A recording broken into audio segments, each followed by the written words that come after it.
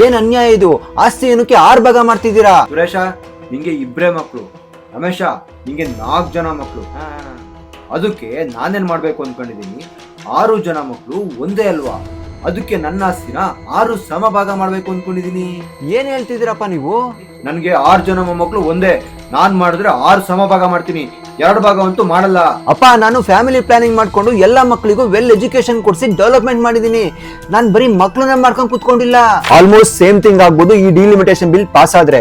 543 parliamentary seat ಇಂದ 850 parliamentary seat ಗೆ increase ಮಾಡ್ತಿದ್ದಾರೆ ಬೇಸ್ಡ್ ಆನ್ ಪಾಪ್ಯುಲೇಷನ್. 2011 ಸೆನ್ಸಸ್ ಪ್ರಕಾರ ಬೌಂಡ್ರಿ ಡ್ರಾ ಮಾಡ್ತಾರೆ. ಇದರಿಂದ ನಮ್ಮ ದಕ್ಷಿಣ ರಾಜ್ಯಗಳಿಗೆ ಅನ್ಯಾಯ ಆಗುತ್ತಾ? ಜಸ್ಟ್ ಎಕ್ಸಾಂಪಲ್, ಕರ್ನಾಟಕದ ಪಾರ್ಲಿಮೆಂಟರಿ ಸೀಟ್ 28ರಿಂದ 42ಕ್ಕೆ ಇನ್ಕ್ರೀಸ್ ಆಗುತ್ತೆ. ಅದೇ ಯುಪಿಲಿ 80ರಿಂದ 147ಕ್ಕೆ ಇನ್ಕ್ರೀಸ್ ಆಗುತ್ತೆ. ಇಲ್ಲಿ ಮೇಲ್ನೋಟಕ್ಕೆ ನಮ್ಮ ಸೀಟ್ಗಳು ಇನ್ಕ್ರೀಸ್ ಆಗಿರೋ ತರ ಕಾಣುತ್ತೆ, ಆದ್ರೆ ಟೋಟಲ್ ಪವರ್ ಶೇರಿಂಗ್ 24.3ರಿಂದ 20.7ಕ್ಕೆ ಕುಸಿಯುತ್ತೆ. ಇದು ಅಪೋಸಿಷನ್ ಹಾಗೂ ದಕ್ಷಿಣ ರಾಜ್ಯಗಳನ್ನ ಆಳ್ತಾ ಇರುವಂತ ಸರ್ಕಾರಗಳ ವಾದ. ಇದ್ರ ಬಗ್ಗೆ ನಿಮ್ಗೇನ್ ಅನ್ಸುತ್ತೆ? ಕಮೆಂಟ್ ಮಾಡಿ ತಿಳಿಸಿ.